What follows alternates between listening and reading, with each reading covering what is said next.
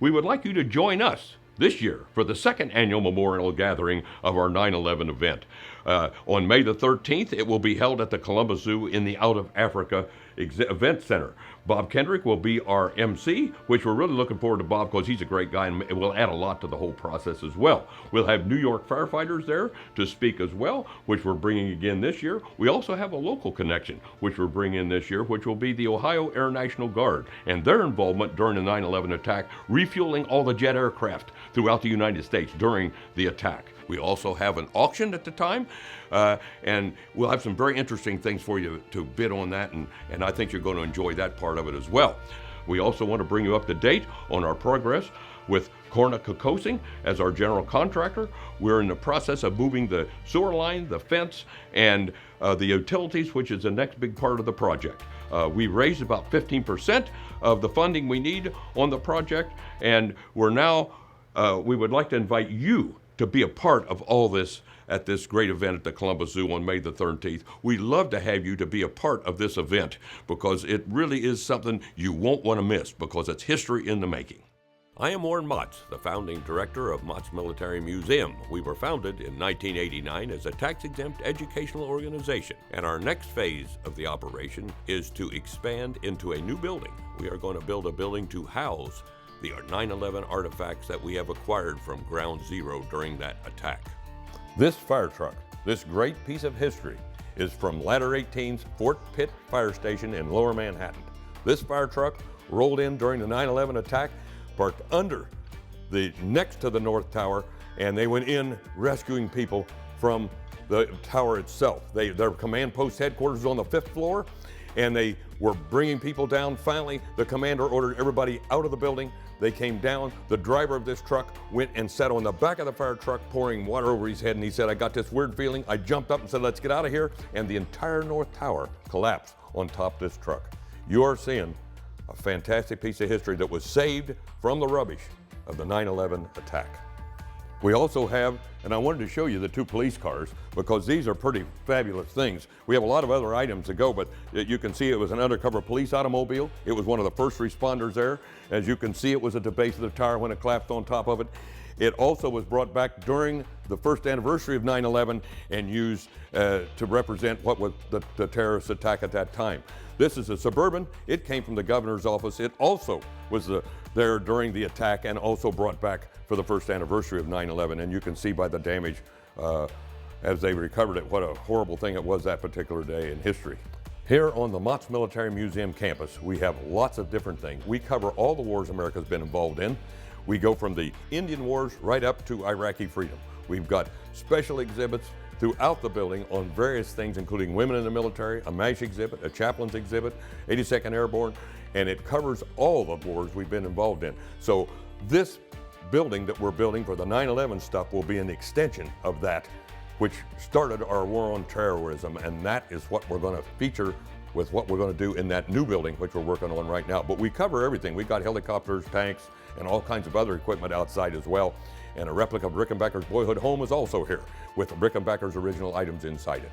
So there's a lot we have here, and we are preserving history, and this is just one more link in preserving the history of this great country of ours. Some of the other items that we have that will be housed in this building for history's sake, we have a piece of the antenna off the North Tower, a 17-foot section of that. We have a piece of the stairway from the North Tower. We have actually the marble flooring and the walls from the North Tower, and it will be on display in that building. And when you go into the building, you'll be walking on the floor of the World Trade Center as you go in to see this fire truck. Time now to meet another ABC6 On Your Side champion. And on this Veterans Day, few can match Warren Mott's record of service when it comes to recognizing veterans and preserving their history. His extraordinary museum and infectious enthusiasm ensure that their stories will never be forgotten. We're off to Canal Winchester today. 0830, Saturday, November 8th, finds Warren Motts on a mission to do their Veterans Day ceremony. Another chance to deliver pieces of their past to the veterans he so admires. This is Gail Taylor. Just as so many have delivered to him. It's his 45 that's back there in the Korean exhibit. It really is a wonderful thing to be able to meet these people and to know them and to tell their story. Here in the shadow of the Groveport Water Tower is where Warren ensures those stories take flight. Motts Military Museum.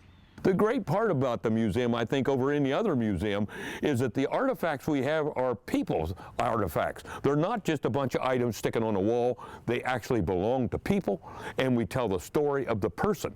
And in the process, leave every visitor wondering time after time. An American Civil War Smith & Wesson pistol taken off a Japanese soldier in World War II. How on earth? There's the lens of Matthew Brady with Matthew Brady above it, and that's the lens that took that picture of Robert E. Lee. Did this wind up here? This is the radar unit that grounded every single aircraft on the West Coast during 9/11. The answer? Because government and vets know Warren Motts is a one-man army when it comes to storing stories. I made a point to not take anything unless it's unusual, but it just keeps coming, and it is unusual.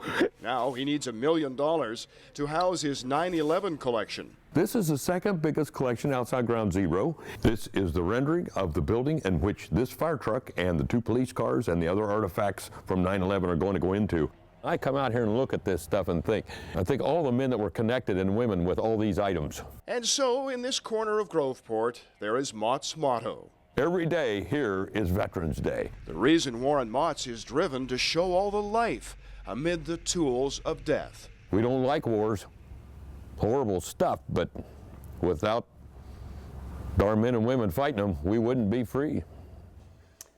Motts Military Museum is on Hamilton Road in Groveport, and he's got a new space exhibit down there now. He got NASA to give him. You just can't imagine. There's a tire from the space shuttle there, and watches worn by the astronauts, and all their gloves and their uniforms. It's just unbelievable. That's amazing. That's just right here in our backyard. It is a jewel of our area, and I urge anybody that's the least bit interested in memorabilia, certainly military memorabilia and veterans, to pay a visit if you haven't, because absolutely, it's unbelievable. You can go anytime, just check the hours. Pretty much, yeah, and you'll be led around usually by somebody who had 30 missions in a bomber in World War II, or somebody that jumped out of an aircraft on D-Day, or those are the kinds of guys that work there. So, yeah, if you just caught the end of that, hook up on Facebook or Twitter, because we were talking about this when you went to go shoot it the week before. Find out some information for Bob. It's awesome. And this guy has an incredible story. Thank you for bringing that.